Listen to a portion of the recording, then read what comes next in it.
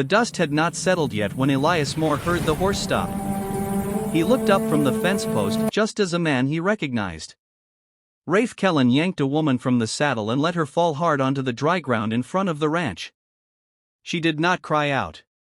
She did not beg. She pushed herself up on one elbow. Blood and dirt streaked across her arm. Her eyes sharp with a fury that refused to break. Rafe didn't bother to explain. "Keep the animal," he said, as if speaking of a sick mule. "Don't touch her. I'll be back." Then he turned his horse and rode away. Elias stood there, the post hammer heavy in his hand, watching the woman struggle for breath. He hadn't chosen this moment. He hadn't invited it. But he knew something else just as clearly. If he turned his back now, she would not live through the night. Before we continue, please take a moment to support the channel. A simple like, a quick comment, or hitting that subscribe button helps these Wild West tales reach more people who love them. Let me know where you're listening from, and thank you for riding along with us. Elias Moore's ranch sat just far enough from Dry Creek that the town's noise never quite reached it. On clear mornings, he could see the dust rising from the road that led into town. Hear the faint clatter of wagons and voices carried by the wind.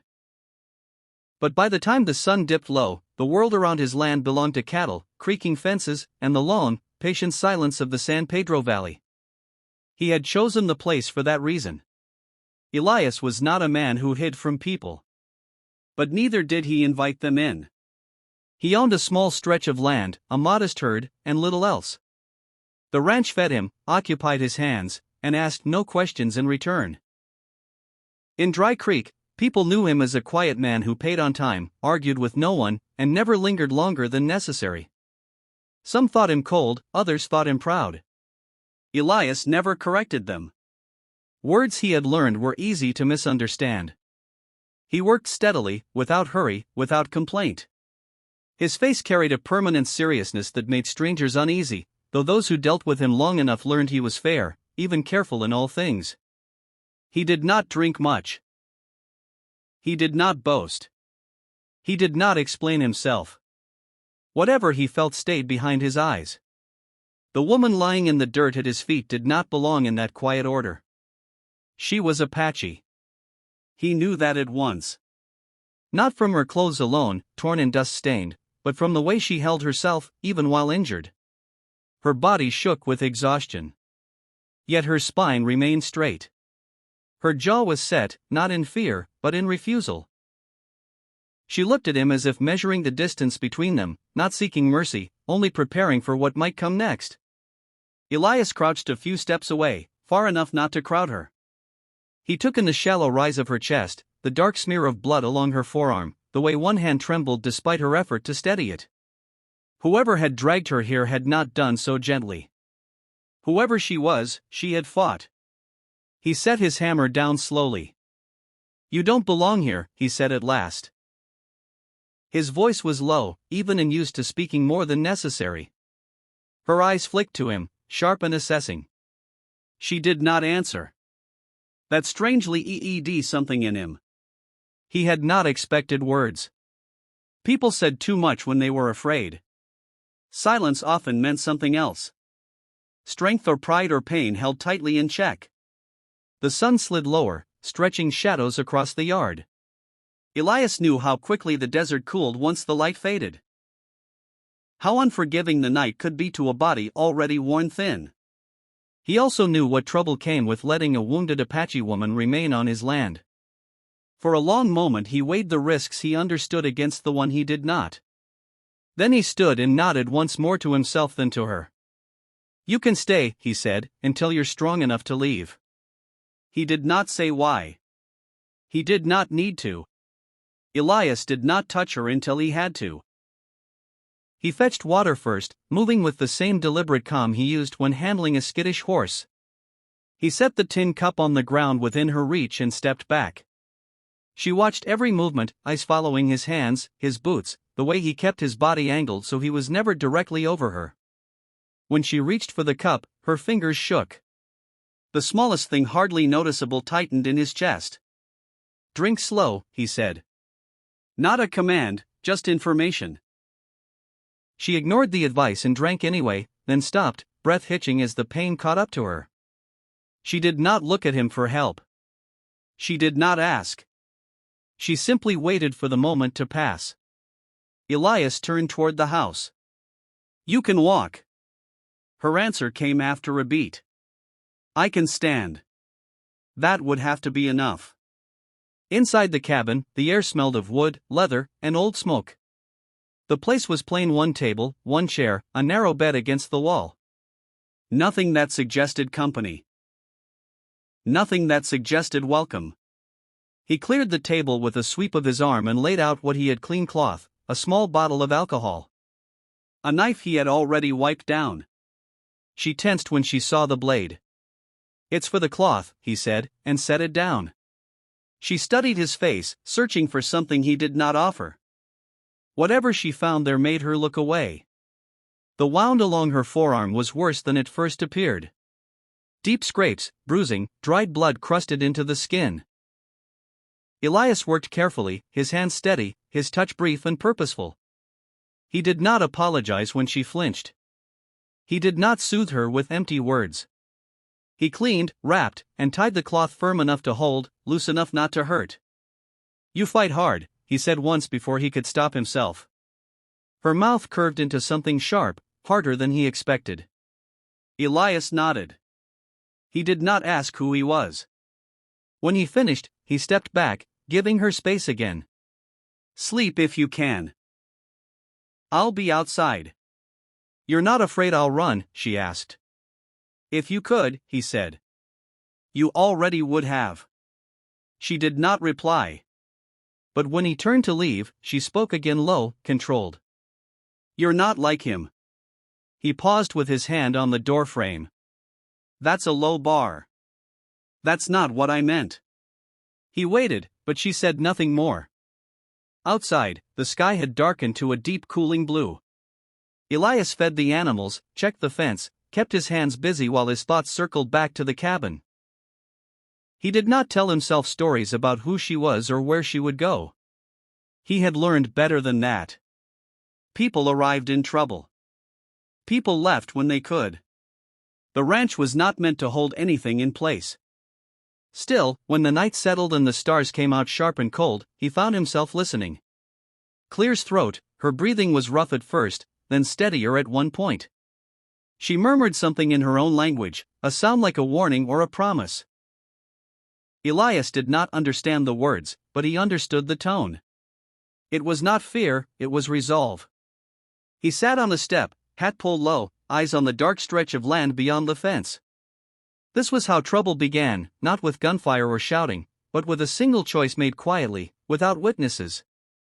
He had not chosen her, but he had chosen not to walk away. And for a man like Elias Moore, that was never a small thing.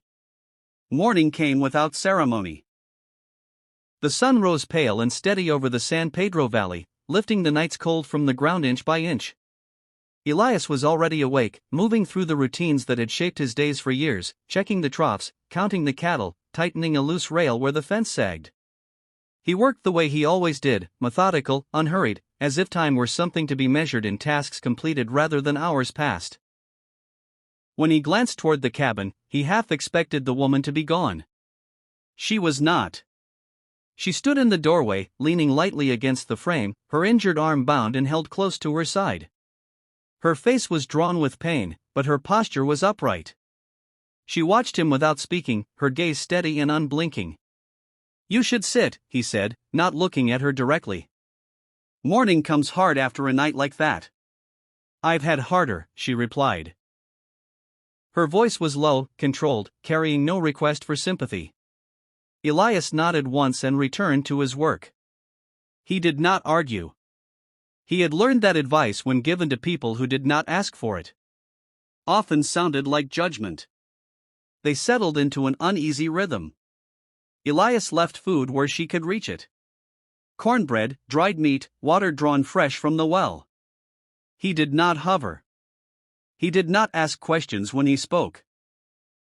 It was only to explain what needed explaining: which gate stuck, where the shade held longest in the afternoon, how far it was to the road that led back toward town. She listened. Sometimes she answered more often. She did not. By the second day, she could walk the length of the yard without stopping. By the third, she was sitting outside while Elias worked, her eyes following the slow movement of his hands. She studied him the way one might study a tool, testing its weight, its balance, its reliability. "You live close to the town," she said one afternoon. "Close enough," he answered. "But you don't belong to it." He considered that. "I do my buying there." "That's usually enough," she huffed softly, not quite a laugh. A man who wants the benefits of people without the burden of them. Clear's throat, the words were sharp, but not careless.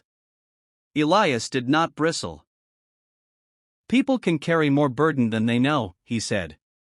"Sometimes they put it on others without asking." Her eyes narrowed.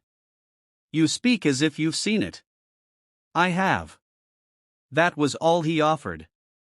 In the days that followed, the distance between them shifted in small, nearly invisible ways. Elias noticed things he told himself did not matter. How she favored her uninjured arm, how she watched the horizon at dusk, how she flinched not at sudden sounds, but at laughter drifting faintly from the direction of town. He noticed how she never turned her back on him fully, not even when she slept. She noticed things, too. She noticed that Elias never entered the cabin without making noise first, even when he thought she was asleep. That he kept his rifle within reach, but never laid it where it could be seen as a warning. That when a rider passed on the distant road, he stood where she could see him standing there, not blocking her path, not positioning himself between her and the open land. "You don't trust easily," she said one evening as the sun sank low. "Trust's expensive," he replied. "I don't buy it often." She studied him for a long moment. "And yet, you let a stranger stay." He met her gaze then, just briefly. "I let someone heal." That answer unsettled her more than any excuse might have. On the fourth day, she spoke her name, Atsa. He nodded, accepting it without comment. Names mattered. He knew that they were anchors, sometimes burdens. He did not give her his in return. Not yet. That night, as the wind moved through the grass and the cattle settled into sleep, Elias found himself thinking about the choice he was making without meaning to. Every hour she remained on his land made it harder to pretend this was temporary, harder to convince himself that his responsibility ended with her wounds closing. He remembered another time years ago when he had told himself that silence was safer than truth. When he had thought that managing information was the same as protecting people, the memory came unbidden, heavy and unwelcome. He pushed it away and focused on the present, the fire crackling, the steady breathing from inside the cabin. The simple fact that tonight no one was in immediate danger. By the end of the week, Atta was strong enough to help. She did not ask. She simply began mending a tear in a feed sack, sweeping the cabin floor, carrying water in smaller buckets. Elias watched from a distance, uneasy with the sight. Help when it came uninvited had a way of binding people together. He was not sure he wanted that kind of bond. "You don't have to," he said once. "I know," she replied. "That's why I do." The answer lingered with him long after she walked away one afternoon. As they sat in the shade, she spoke again. Her tone different this time, less guarded, more measured. "You don't look at me the way others do." He frowned slightly. "How's that?" "As if I owe you something." The truth of it surprised him. Clear's throat, Elias looked down at his hands, rough and scarred, resting uselessly in his lap. "I don't want anything from you." She studied his face, searching for the lie. Whatever she found there made her nod slowly. "Then you're rarer than you think," she said. That night, Elias lay awake longer than usual. Staring at the ceiling, he realized with a quiet unease that his fear was no longer of the trouble she might bring to his door. It was of what it meant that he cared whether she stayed or left. For a man who had built his life around standing apart, that realization was the most dangerous thing of all. Rafe Kellen came back just before sunset. Elias saw him first from the far end of the pasture, a dark shape cutting across the pale land, riding without hurry. That alone told Elias something was wrong. Rafe was not a man who took his time unless he believed the ground beneath him was solid. Elias set the fence tool down and waited. Ada was near the cabin, folding cloth she had washed earlier when she noticed the change in Elias's posture. She followed his gaze.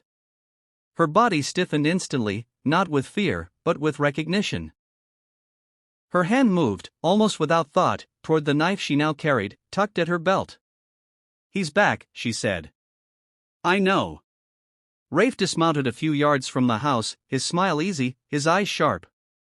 He looked from Elias to Atsa and back again, taking in the distance between them. The way neither stood behind the other. "Well," Rafe said, brushing dust from his sleeve.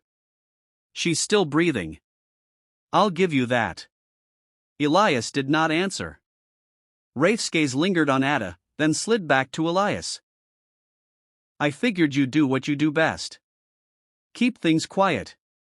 Keep your head